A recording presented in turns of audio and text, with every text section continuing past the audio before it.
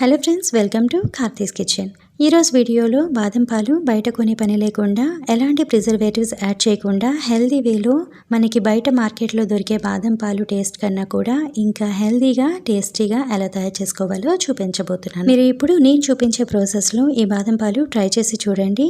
మీరు చెప్తే కానీ తెలీదు ఇంట్లో ప్రిపేర్ చేశారు అని. అంత టేస్టీగా పర్ఫెక్ట్గా కుదురుతాయి. సమ్మర్లో ఎండల వేడికి ఎప్పుడైనా చల్లచల్లగా తాగాలి అనిపిస్తుంది కదా.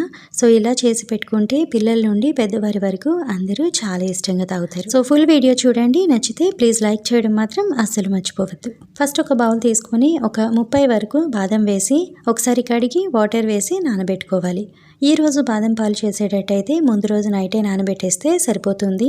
మీకు వెంటనే కావాలి అంటే బాగా వేడి నీళ్ళల్లో వేసి ఒక 2 గంటలు నానబెట్టుకోండి. నేనైతే ముందు రోజు నైటే నానబెట్టేస్తున్నాను. నెక్స్ట్ డే మార్నింగ్కి మనకి బాదం అనేది బాగా నానిపోతుంది కదా. సో ఇలా ఈజీగా తొక్కబూడొచ్చేస్తుంది. అన్ని తీసి పక్కన ఉంచండి. ఇప్పుడు మిక్సింగ్ జార్ తీసుకొని ఈ బాదం వేసి ఒక 1/2 కప్ వరకు పాలను వేసుకోండి. మెత్తని పేస్ట్ లా మిక్సీ పట్టి తీసుకోవాలి. పచ్చి పాలనే వేసుకోవచ్చు. ఈ బాదం పాలు కోసం నేను ఇక్కడ టోటల్ గా 1 లీటర్ వరకు ఫుల్ ఫ్యాట్ మిల్క్ తీసుకున్నాను. ఇలా ఎక్కడ పీసెస్ ఏమీ లేకుండా థిక్ పేస్ట్ లా రెడీ చేసి పక్కన ఉంచండి. బాదం పాలకు మెయిన్ ఇంగ్రీడియంట్ అయిన బాదం పేస్ట్ అయితే రెడీ అయిపోయింది. దీని వల్లే ఈ బాదం పాలు కమ్మగా టేస్టీగా ఉంటాయి. మరొక బౌల్లో 2 టేబుల్ స్పూన్ కస్టర్డ్ పౌడర్ తీసుకోవాలి. మళ్ళీ ఒక 1/2 కప్ పాలను వేసి లంప్స్ ఏమీ లేకుండా మిక్స్ చేసుకొని పక్కన ఉంచండి. తర్వాత బౌల్లో ఒక 1/2 టీ స్పూన్ వరకు కుంకుమ పువ్వు తీసుకోండి. 2 టేబుల్ స్పూన్ పాలను వేసి కొద్దిగా నాననివ్వండి. ఈ కుంకుమ పువ్వు వేయడం వల్ల బాదం పాలకు మంచి కలర్ ఇంకా ఫ్లేవర్ వస్తుంది. మీ దగ్గర ఉంటే వేసుకోండి, లేదంటే స్కిప్ చేసేయండి. ఇప్పుడు స్టవ్ ఆన్ చేసి కడాయిలో 1 లీటర్ వరకు పాలను వేసుకోండి. ఫుల్ ఫ్యాట్ మిల్క్ అయితే చిక్కగా ఉంటాయి కదా. ఈ బాదం పాలు కూడా థిక్గా క్రీమీగా వస్తుంది. టేస్ట్ కూడా బాగుంటుంది. ఇప్పుడు ఈ పాలను ఒక 2-3 పొంగులు వచ్చేంత వరకు బాగా బాయిల్ చేసుకోవాలి. ఇలా బాగా బాయిల్ అయ్యాక ఇప్పుడు ముందుగా తయారు చేసి పెట్టుకున్న బాదం పేస్ట్ని యాడ్ చేసుకోండి. అలానే బాగా నానిన కుంకుమ పువ్వును కూడా వేసుకోండి. ఇప్పుడు ఈ బాదంలో ఉన్న పచ్చివాసన పోయేంత వరకు ఒక 5 మినిట్స్ మీడియం ఫ్లేమ్లో బాయిల్ చేసుకోవాలి. అడుగు పట్టకుండా మధ్య మధ్యలో మిక్స్ చేసుకుంటూ సైడ్స్ నుండి కూడా ఇలా మలాయిని తీస్తూ పాలలో వేస్తూ బాయిల్ చేసుకోండి. ఇలా బాగా మరిగిన తర్వాత ముందుగా రెడీ చేసి పెట్టుకున్న కస్టర్డ్ మిక్స్ని మరొకసారి కలిపి పాలల్లో వేసుకోండి. ఈ కస్టర్డ్ వేయగానే పాలు కన్సిస్టెన్సీ కొంచెం చిక్కబడుతుంది. ఇలా ఒక 2 నిమిషాలు మీడియం ఫ్లేమ్లో బాయిల్ చేసుకోవాలి. 1 లీటర్ పాలకు 2 టేబుల్ స్పూన్ కస్టర్డ్ పౌడర్ అయితే కరెక్ట్గా సరిపోతుంది. అంతకన్నా ఎక్కువ వేసుకున్న బాదం పాలు మరి ఎక్కువ చిక్కగా అయిపోతాయి. సో ఇలా కొంచెం దగ్గరగా అయిన తర్వాత ఒక 1/2 కప్ నుండి 1/2 కప్ వరకు షుగర్ వేసుకోండి మీ టేస్ట్కి తగ్గట్టుగా. తర్వాత ఫ్లేవర్ కోసం 1 టీ స్పూన్ ఇలాచీ పౌడర్ కూడా వేసుకోండి.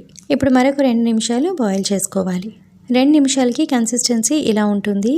ఇలా కొంచెం చిక్కగానే ఉంటుంది. సో స్టవ్ ఆఫ్ చేసుకొని పక్కన ఉంచండి. మీరు ఈ వీడియో క్లిప్లో చూపించినట్టుగా ఇలానే కొంచెం చిక్కగానే ఉంటుంది. ఇలానే ఉండాలి కూడా.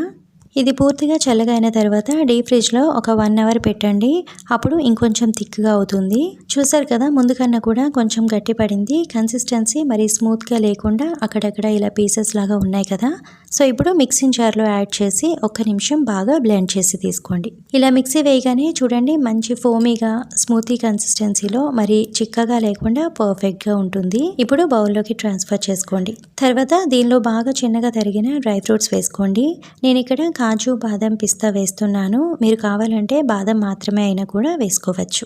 డ్రై ఫ్రూట్స్ ఇలా కొంచెం ఎక్కువగా ఉంటే ఈ బాదం పాలల్లో బాగా నాని బాదం పాలు తాగేటప్పుడు చాలా రిచ్గా టేస్టీగా చాలా బాగుంటుంది. చూడండి ఇలా మిక్సీ వేయడం వల్ల కన్సిస్టెన్సీ ఎక్కడ ఏమీ లేకుండా చాలా స్మూత్గా క్రీమీగా ఉంటుంది. ఇంతేనండి బాదం పాలు తయారు చేయడం. చాలా ఈజీ.